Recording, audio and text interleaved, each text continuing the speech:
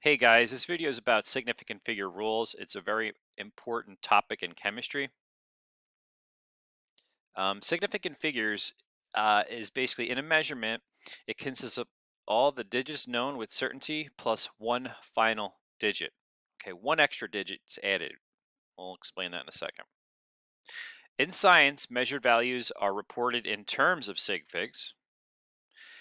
It allows a scientist to know how precise the answers should be. So, for example, we're going to look at a nail and water. And note, the last digit is the estimated digit. Okay, so looking at this nail, we put it on a ruler, and these are the centimeters. And if you zoom in to this little tip of the nail, you can see that the ruler only gives essentially the tenths place. Okay, so you have 6, 0.1, 0.2, 0.3. But we are going to add a hundredths place. Okay, because the nail goes past the tenths place. So we're going to say it's 6.35. It's a more precise measurement. Now, when we look at water, okay, in a graduated cylinder, okay, here we go. We have 30 and 40. And these little increments here are increments of 1. So 1, 2, 3, 4, 5, 6, 7, 8, 9. And then you have your tenth.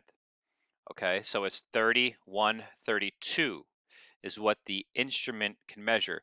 But we look really careful and we add the last estimated digit. In this case, it's right on the 32, so we're going to say 32.0. Now, this does take practice. Depending upon where the meniscus is in the graduated cylinder, you're going to have to really look at the distance it is between the two markings here. Okay, so this is a little bit of a intro to measuring. Just keep that in the back of your mind, okay, as you work in lab and whatnot. Okay, but let's look at how to identify sig figs. Rule number one, every non-zero digit in a reported measurement is significant. So that means non-zero numbers 1 to 9 all count, no matter what. When you see them there, they all count as a significant digit. So let's look here. We have 4, 24, and 715.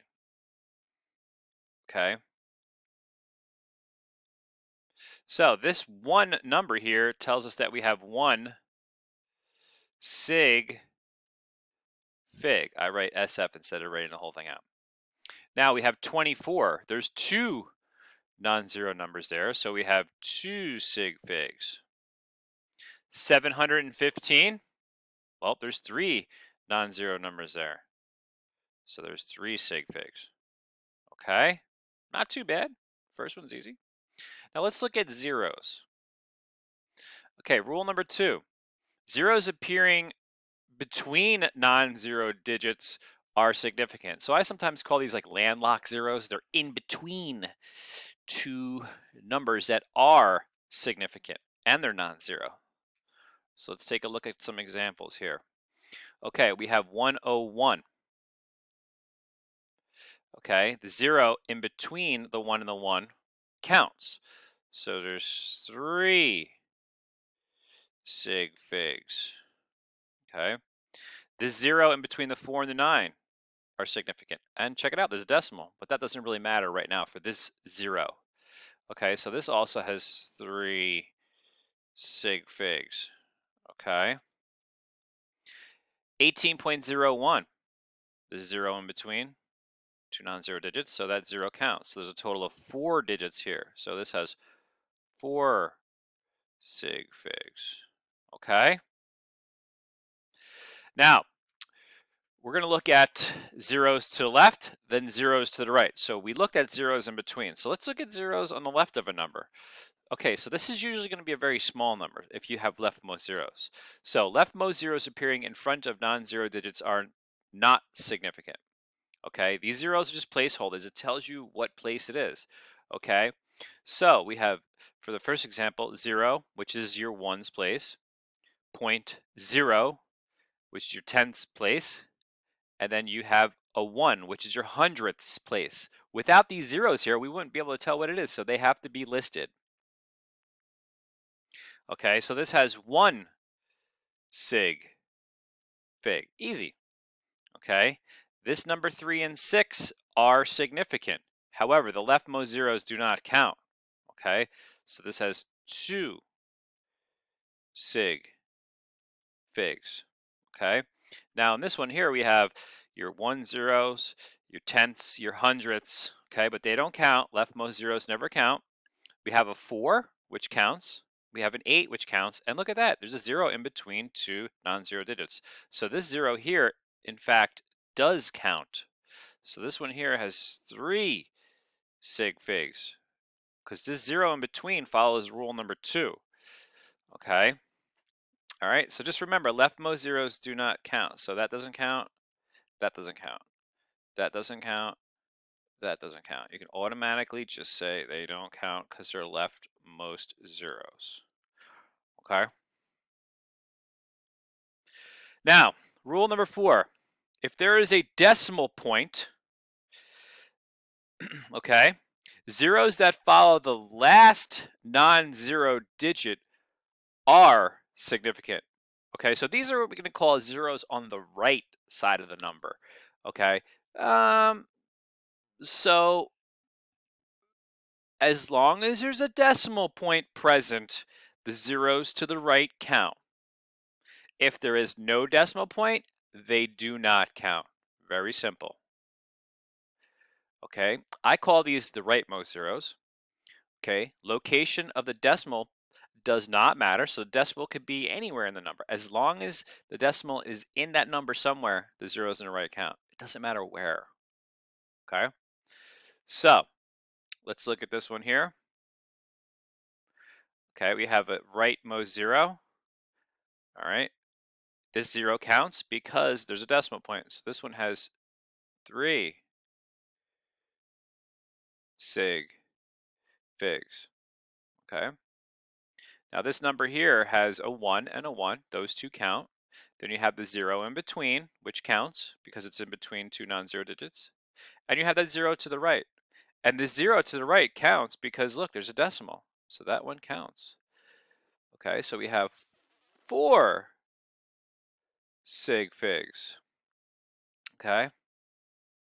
Now look at this number. This number is a little tricky. There's leftmost zeros and there's rightmost zeros. What do we do? Well, we know right off the bat, leftmost zeros don't count. They don't count at all, ever. Okay. There's a rightmost zero. Okay. And to see if this one counts, you look at the decimal, and look, there's one there. So this 0 counts. So we have a total of 1, 2, 3 sig figs. Okay? Remember, leftmost zeros do not count. Now, let's look at these challenge ones here, as I just went a little too far there. You have 1, 0, 0.0, 10. Okay? These two zeros are to the right of a number. Okay, as long as they're a decimal point, they count. So there's 3 sig figs here. Now 500, there's a decimal point there. Now don't think these are leftmost zeros. They're not. Leftmost zeros are the ones in front of the number over here.